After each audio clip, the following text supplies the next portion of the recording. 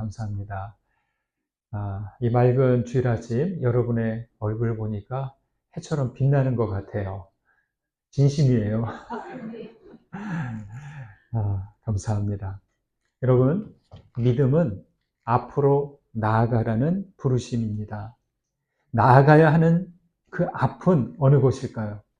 그리스도께서 가신 생명과 구원의 길입니다. 앞으로 나아가려면 우리는 날마다 믿음의 발걸음을 하나씩 하나씩 내딛어 가야만 합니다. 그런데 믿음을 표현하는 그 언어들이 은혜, 사랑, 긍휼 이런 좀 추상적인 개념들이 많습니다. 추상적인 것에 만족한다면 우리의 믿음은 삶과 동떨어진 이론이 되거나 자칫 현실 도피가 될 수 있습니다. 그래서 실제적인 믿음의 발걸음을 내딛기 위한 실제적인 어떤 믿음의 모습들, 또 믿음의 행동들이 있어야 됩니다. 양화진에 있는 기독교 100주년 기념교회를 섬기셨던 이재철 목사님은 회복의 신앙, 그리고 성숙자 반에서 믿음의 대체어로 믿음의 개념들을 쭉 정리했습니다. 3년 전 수요 성서학당에서도 다룬 적이 있죠. 그리고 그 양화진 100주년 기념교회는 전에 우리 교회에서 한번 방문한 적도 있습니다. 첫 번째 믿음의 대체어 그룹에는 10가지인데요. 순종, 용기, 시선, 다루어짐, 신실함, 눈에 보이는 것, 자기 발견, 자기 사랑, 자유, 삶 이렇게 10가지입니다. 짧게 말씀을 드리면 믿음은 주어진 상황을 받아들이고 하나님의 말씀에 순종하는 겁니다. 믿음은 단순한 고백이나 선언이 아닌 말씀에 순종할 때 움직인다는 거죠. 순종하지 않으면 믿음이 움직이지 않는다는 겁니다. 순종은 저절로 되지 않습니다. 순종하려면 용기를 가져야 합니다. 그리고 믿음의 사람은 광야와 같은 세상에서도 하나님과 그리스도께 시선을 고정시키는 사람입니다. 믿음의 사람은 하나님의 손길에 의해 또 다루어지는 존재이죠. 그리고 믿음은 신실함입니다. 그래서 욕망이라든지 거짓과 헛된 것들이 아닌 참된 것들을 구합니다. 믿음은 꽃처럼 열매처럼 눈에 보이게 드러납니다. 믿음은 인간으로서 자신의 연약함과 한계를 발견하고 동시에 내가 하나님의 사랑받는 존재라는 것을 발견하는 거죠. 그리고 자기를 발견한 사람은 자기를 사랑하고 자기를 가꾸고 그 가운데서 자유함을 얻습니다. 순종, 용기, 시선, 다루어짐, 신실함, 자기 발견, 자유함을 지향해서 가는 가운데 우리 삶은 어떻게 될까요? 점점 그리스도를 닮아가는 거죠. 이 믿음의 발걸음을 해나가는 가운데 예수 그리스도께 다가가게 되는 것이죠. 믿음의 대체어 두 번째 그룹도 10가지입니다. 지피지기, 거룩한 부담, 약속음, 기다림, 자기 성장, 혹은 자기 확장, 선택, 계산, 모험, 초지일관, 본이 되는 것. 이렇게만 말씀드려서 참 이게 좀 다가오지 않으시죠? 지피지기는 인생이 질그릇 같은 존재임을 알고 하나님께서 이 질그릇과 같은 인생을 사랑하신다는 것을 알라는 말입니다. 거룩한 부담은 복음을 전하지 않으면 내게 화가 있을 것이다 라는 바울의 고백과 같은 그런 마음입니다. 거룩한 부담은 바로 그것이고요. 약속음이 나오죠. 하나님의 언약이 바로 지불되는 게 아니라 바로 이루어지는 게 아니라 다음 세대 아주 오랜 시간에 걸쳐 성취되는 것을 가리킵니다. 기다림은 하나님의 언약이 이룰 때까지 기다리는 그 믿음의 인내를 말합니다. 믿음을 가진 사람은 자기 확장을 이루고 자기 성장을 하게 됩니다. 여러분, 보석이 처음부터 보석인가요? 다이아몬드가 처음부터 보석은 아니죠. 그 원석으로 발견되고 그 원석을 세공을 거쳐야 보석이 되듯이 믿음의 세공을 거쳐야 우리의 믿음도 보석 같은 믿음이 되는 거죠. 또 믿음은 선택이죠. 신앙인의 선택은 당연 믿음의 선택이어야 합니다. 그리고 믿음은 계산이라고 합니다. 그런데 세상 방식과는 다른 계산이죠. 내 이익을 위해서가 아니라 하나님의 상을 받기 위한 계산입니다. 그리고 무엇보다 믿음은 모험이자 초지일관입니다. 노아의 삶을 보십시오. 자기 삶 전체를 들여서 방주를 만들었죠. 모험한 거죠. 심지가 견고한 사람으로 오롯이 나아갈 때 우리들 변함없는 믿음의 길을 가는 겁니다. 마지막으로 믿음은 본이 되는 거죠. 그리스도를 본받아 가야 하고 또 내가 신앙의 본이 되는 것입니다. 되게 많죠. 순종, 용기, 시선, 다루어짐, 신실함, 눈에 보이는 것, 자기 발견, 자기 사랑, 자유, 삶, 지피지기, 거룩한 부담, 약속음, 기다림, 자기 성장, 선택, 계산, 모험, 초지일관, 본이 되는 것. 여러분, 무척 많은데요. 이 가운데 나에게 해당되는 부분이 있습니까? 믿음은 앞으로 나아가라는 부르심입니다. 여러분의 믿음이 선언이나 고백에 그치지 않고 하나라도 믿음의 부르심에 따라 그 믿음의 발걸음을 계속해 가시기를 주님의 이름으로 축원드립니다. 조금 전 이야기한 믿음의 대체어는 믿음의 여정을 나아가는 우리에게 시사하는 바가 큽니다. 그런데 이 20가지 대체어에는 나와 하나님에 대한 부분은 많아요. 그렇지만 세상과 이웃을 향한 부분은 좀 없다는 점이 아쉽습니다. 신앙의 삶은 균형이에요. 믿음을 가진 사람들에게는 하나님과 나 사이에 수직선이 하나 그어져. 그리고 나와 이웃, 나와 세상 사이에 수평선이 그어집니다. 이 수직선과 수평선이 그어져서 만날 때 바로 그때가 우리의 믿음의 십자가가 생기는 것이죠. 야고보서 말씀은 성도들에게 수평선에 해당하는 믿음 이야기를 합니다. 여기 1절 말씀을 보실까요? 같이 읽습니다. 내 형제들아 영광의 주 곧 우리 주 예수 그리스도에 대한 믿음을 너희가 가졌으니 사람을 차별하여 대하지 말라.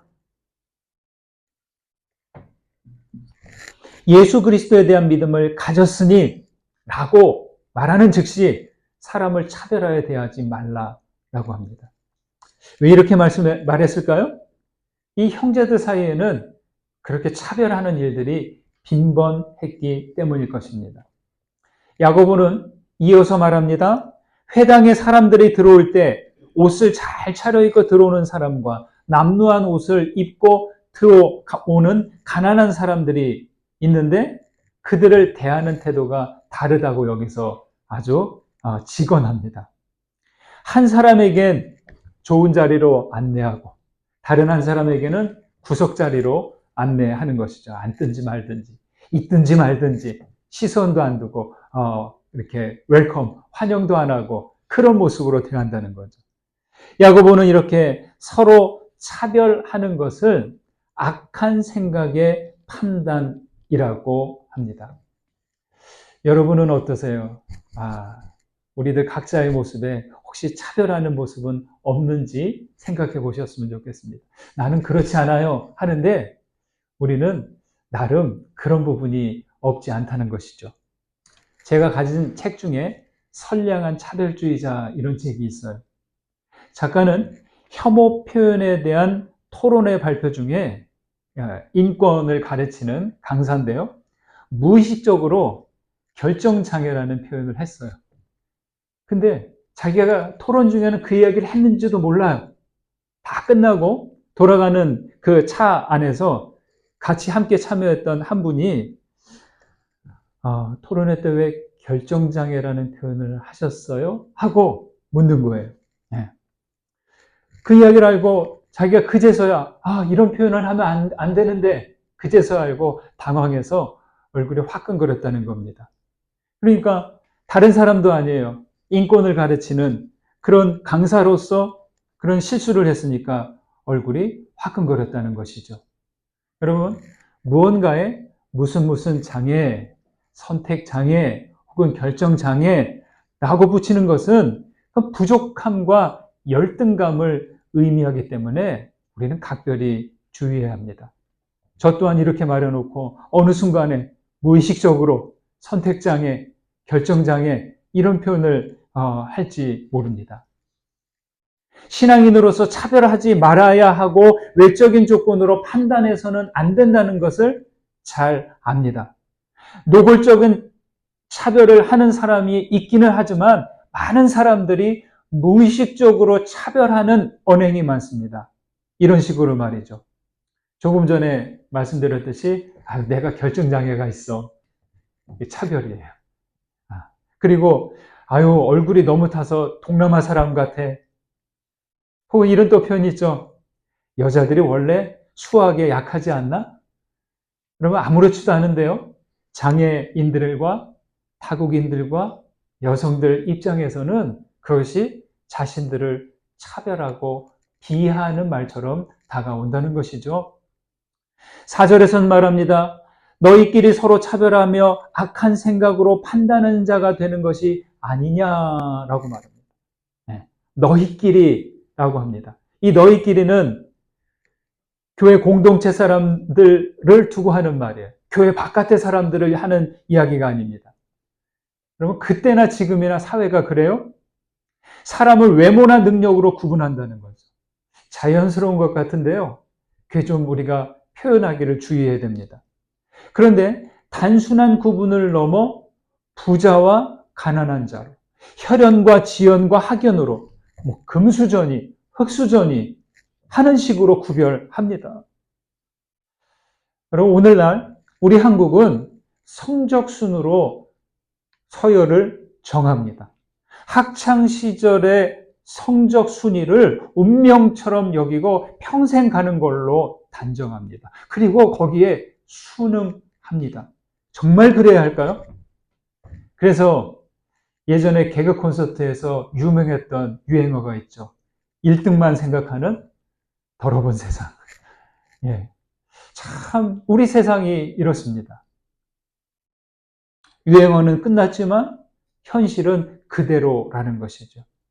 세상은 시험 성적도 숫자로 하고 계산도, 재산도 숫자로 하고 이름난 식당 평가도 별 몇 개 숫자로 하고 다니는 직장 연봉을 비교하고 기업 매출도 통계도 확률도 모든 것을 숫자로 합니다.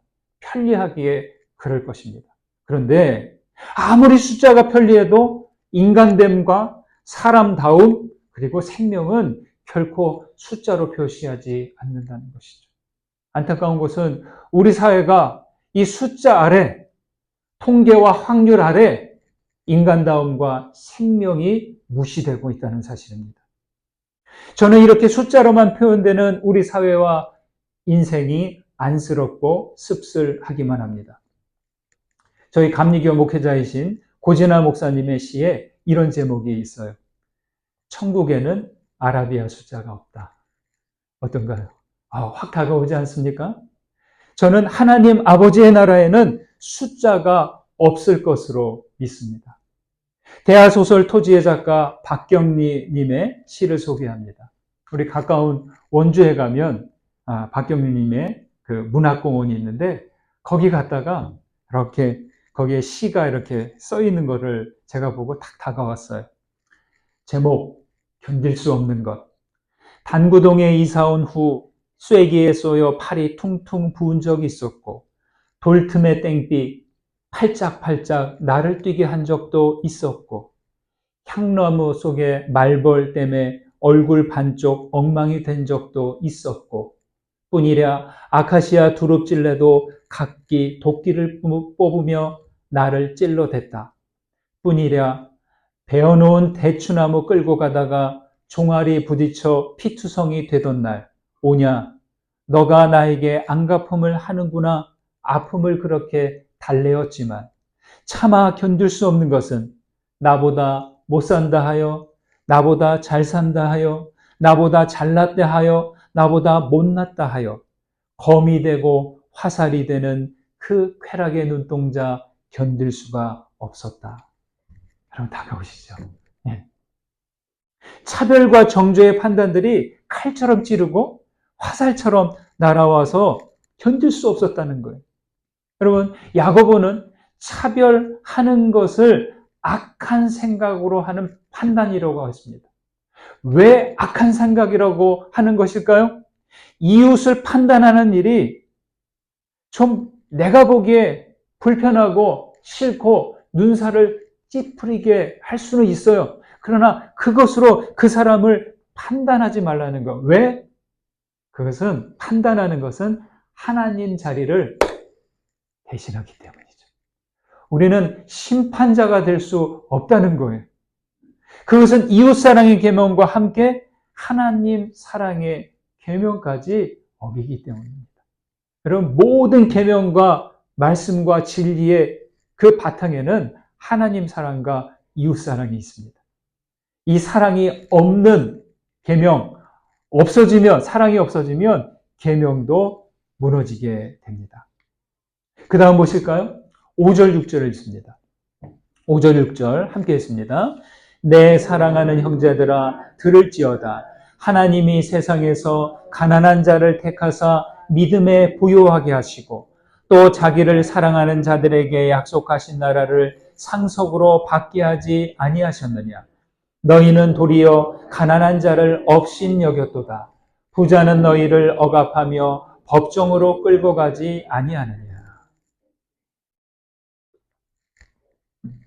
세상은 이렇게 지내다 보면 어때요? 세상은 힘이 있는 쪽으로 기울어지게 마련입니다. 어떤 힘이든 힘이 있는 쪽으로 쏠리게 마련입니다. 그래서일까요? 하나님은 그 기울어진 곳에 균형을 맞추고자 힘 없는 쪽을 선택하셨습니다. 하나님은 가난한 자를 택해서 부요하게 하시고 약속하신 나라를 상속받게 하셨다고 합니다. 이것은 마치 운동 경기에서 지는 팀을 응원하는 것과 같은 것 같아요. 가난한 자를 택하신 것은 그들이 업신여김을 당하기 때문입니다. 여러분, 차별과 업신여김은 그런 의도는 아니었다 할지라도 차별과 업신여김은 그 존재를 부정하는 일이 된다는 겁니다. 업신여김 뭐예요? 없다 생각하는 거죠. 그러니까 존재를 부정하는 거죠. 한 개인을 업신여김은 그의 거룩한 능력을 업신여기는 것 같고 그를 지으신 하나님을 인정하지 않는 일과 같다는 거죠. 다시 말해 누군가를 차별하는 것은 생명을 주신 하나님을 업신여기는 거예요. 갈라디아서 6장은 말합니다. 스스로 속이지 말라. 하나님은 업신여김을 받지 않는다라고 했죠. 가난한 자를 부욕해 하시는데 무엇으로 부욕해 하셔요? 물질로요? 복권이라도 당첨되게 하시나요? 그런 건 아니죠. 믿음으로 부욕해 하신다고 합니다. 무슨 말인가요? 우리 사람이 그래요.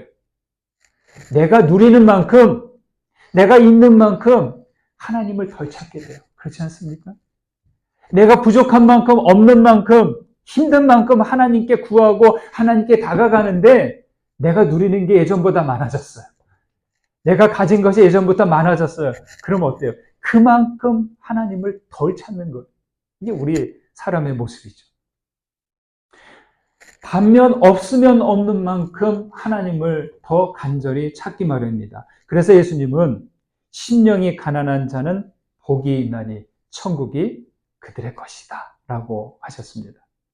마음이 가난한 사람은 아무것도 내세울 것이 없음을 알고 하나님께 의탁할 수밖에 없죠. 여러분, 예수님께서 십자가에서 돌아가시기 직전에 아버지여 내 영혼을 아버지께 맡깁니다 라고 하신 이유가 뭐예요? 예수님은 가장 가난한 상태로 돌아가셨어요. 하다못해 그 걸치고 있는 옷조차도 빼앗겨서 로마 군인들이 제비 뽑아서 가져갔잖아요. 그렇죠? 자기 힘으로 어찌하지 못하고 다른 사람에 의해 좌우되는 상태, 이게 가난한 상태라는 거죠. 우리가 소유하고 누리는 것이 많을수록 성공하고 성취할수록 마음에 이런 생각이 뿌리처럼 자리하게 됩니다. 내가 했어. 내가 했어. 그렇죠? 내 수고와 노력으로 성공과 성취를 이루었을 것입니다. 애쓰셨어요. 고생했어요. 잘했어요. 그런데 우리가 주의할 게 있어요. 그럴수록 내가 했어 하는 마음이 뿌리 내리지 않도록 해야 됩니다. 최소한 하나님 앞에서는 이 마음을 드러내시면 안 됩니다. 내가 했어 하는 이 마음은 하나님을 위한 자리를 없어지게 하는 것이죠. 그와 달리 가난한 마음을 비우게 하고 집착과 욕망이란 속박에서 자유로 나아가게 합니다. 부자로 사는 두 가지 방법이 있어요. 알려드릴까요? 알려드리지 말아요? 그냥 건너뛸까요? 부자로 사는 두 가지 방법. 선교사, 인도 선교사로 지내셨던 스탠리 존스 선교사 그 자서전에 보면 이런 이야기가 나와요. 부자로 사는 두 가지 방법을 소개했는데 첫 번째 방법, 간단해요. 재물을 많이 소유하면 된대요. 맞죠? 두 번째 방법, 욕망을 줄이는 거래요. 스탠리 선교사는 자기는 두 번째 방법을 선택했대요. 그래서 늘 부자라는 거죠. 여기서 나온 그 행복 공식, 부자 공식이 있어요. 행복, happiness는 욕망분의 소유. 분모의 욕망이 있고 분자의 소유가 있어요. 그러니까 내가 행복하기 위해서 부자가 되기 위해서 소유를 많이 이제 쌓는 거예요. 그런데 아무리 쌓아도 부자가 안 돼요. 왜 그래요? 분모 자리에 있는 욕망 그릇이 커지는 속도는 더 빠르기 때문이죠. 아무리 재물이 많아진다 한들 욕망을 줄이지 않으면 나는 부자다 이런 생각이 안 드는 거죠. 여러분, 욕망을 줄이는 것을 다른 말로 하면 우리 신앙적인 용어로 표현하면 선택적 가난입니다. 더 높이, 더 많이, 더 크게 이게 아니라 낮게, 덜, 작게 낮추고 비우고 줄이는 것. 여기에 하나님의 부요함이 들어차고 동시에 믿음의 부요함도 들어찬다는 것이죠.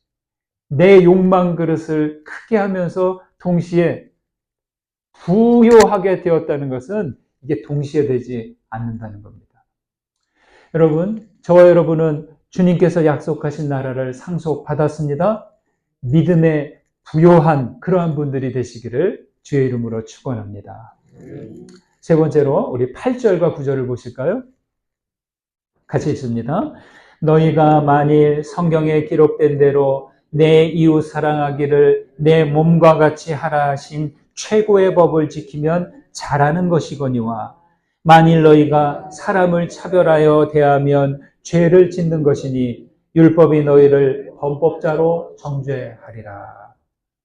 1절에서는 차별과 믿음을 연결시켰는데 여기에서는 차별을 이웃사람과 연결시켜 말합니다. 믿음을 가졌다고 하면서 누군가를 차별하면 그 믿음 아직 덜 익은, 덜 성숙한 믿음이라는 거죠. 이웃사랑을 이야기하면서 사람을 차별하면 그 드러내지 않더라도 내 안에 그런 마음이 있다면 그 또한 죄를 짓는 일입니다.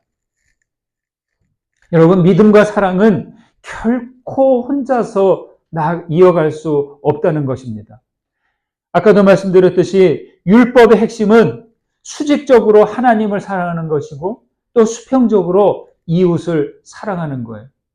여기 8절에서 사랑하기를 이라고 했는데 이 사랑하기는 너의 이웃과 너의 몸과 같이 이 사이에 있어요. 이웃과 몸은 사랑함으로 같아지는 거예요. 그리고 여기에 나오지 않는 한 분이 계세요. 너의 하나님. 그러니까 차별하게 되면 사랑하기도 멈추고 나의 이웃과 나의 몸은 분리되고 하나님과도 분리되는 거예요. 나에게 아무리 믿음이 있어도 내가 누군가를 멸시하고 혐오하고 차별하는 마음을 가지면 하나님으로부터 분리되는 거예요. 사랑도 나아갈 수 없는 거예요. 내가 아무리 사랑합니다, 사랑합니다 고백해도 우리의 모습이 그런 분리를 지향한다면 흩어지고 마는 것이죠. 그래서 10절에서는 모든 율법을 잘 지켜도 하나를 범하면 모두 범한 자가 된다고. 여러분 이걸 아셔야 돼요. 계명이 10개가 있어요. 더 많아요. 나는 10개 중에 하나는 좀 부족해서 못 지킬 수 있어. 그렇지만 다른 9개는 다 잘하고 있어. 이게 아니라는 거예요. 아주 준엄한 말씀이죠. 하나를 범하면 모두 범한 자가 된다고 하는데 왜요? 우리가 하나를 범한다는 것은 하나님과 분리되는 거예요. 죄를 짓는다는 건 하나님과 분리되는 거잖아요. 그렇죠.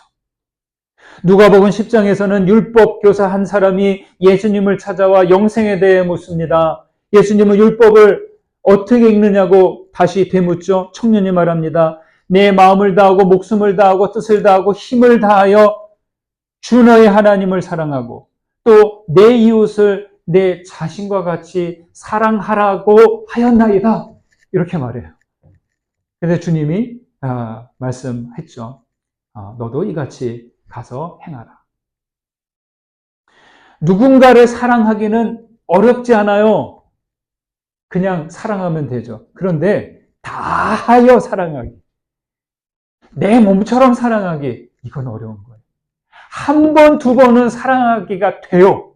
그런데 끝까지 사랑하는 것, 이거는 쉽지 않습니다.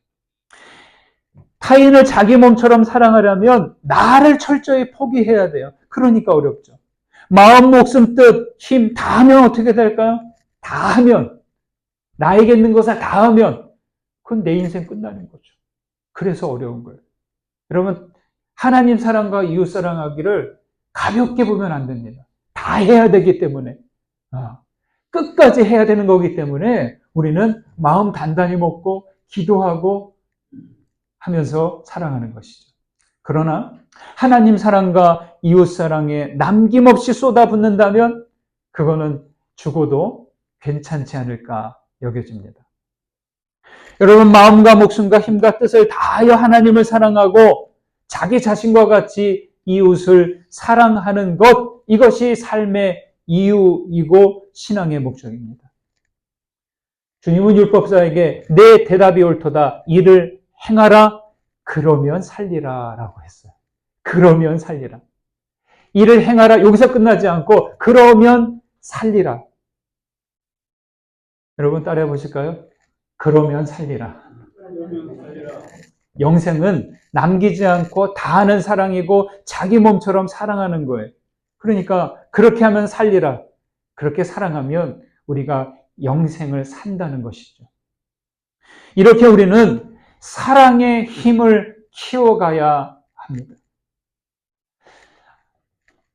아메리카 원주민 추장의 연설문을 모은 책이 저에게 있습니다. 이렇게 한 700페이지, 800페이지 정도 되는 건데요. 그거를 이제 조금씩 예전에 다 읽어보고 밑줄을 그어놨었는데, 거기에 댄 조지 추장이라는 분이 이렇게 이야기했어요. 여러분, 아메리카 원주민들이 문명이 발달되지 않고 좀 미개해 보이는 것 같은데, 그런데 그렇지 않아요. 영적으로는 아주 깊은 그러한 신앙을 가지고 있습니다. 댄 조지 추장의 말입니다. 사랑은 당신들과 내가 꼭 가져야만 하는 것이다.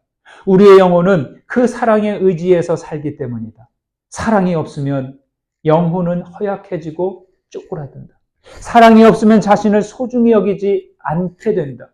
사랑이 없으면 세상을 더 이상 자신 있게 바라볼 수가 없다. 그래서 안으로 위축되어서 자기 자신만 먹고 살고 서서히 자신을 파괴하게 된다. 사랑할 때 우리는 창조적이 된다. 사랑할 때는 아무리 걸어도 지치지 않는다. 사랑할 때 비로소 남을 위해 자신을 희생할 수 있다. 이렇게 말이죠.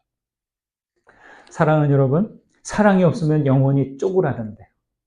사랑할 때 아무리 걸어도 지치지 않고, 사랑할 때 차별하지 않고, 사랑할 때 가장 큰 보폭으로 믿음의 진보를 이룬다는 것이죠.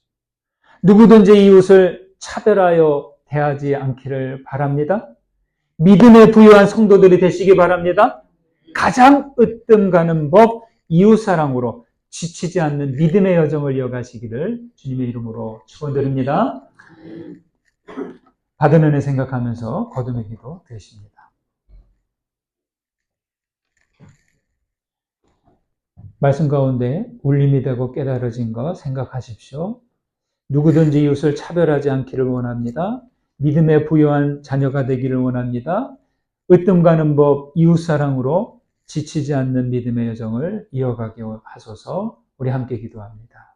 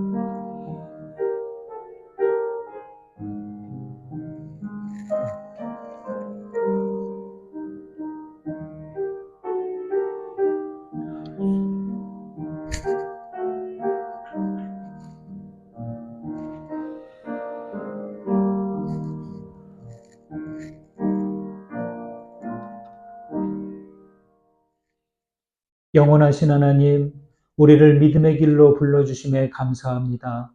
주님, 우리에게 믿음을 주셨으니 우리와 다른 사람을 판단하거나 차별하여 대하지 않게 하여 주옵소서. 나보다 남을 낮게 여기며 있는 우리의 말과 시선이 검이나 화살이 되지 않도록 마음을 지켜 주옵소서. 주님, 우리의 욕망 그릇을 줄이고 비워내며 살기를 원합니다. 우리의 믿음을 부욕케 하여 주옵소서. 하나님과 이웃을 사랑하며 사랑의 힘을 키워가게 하옵소서. 예수님의 이름으로 기도합니다. 아멘.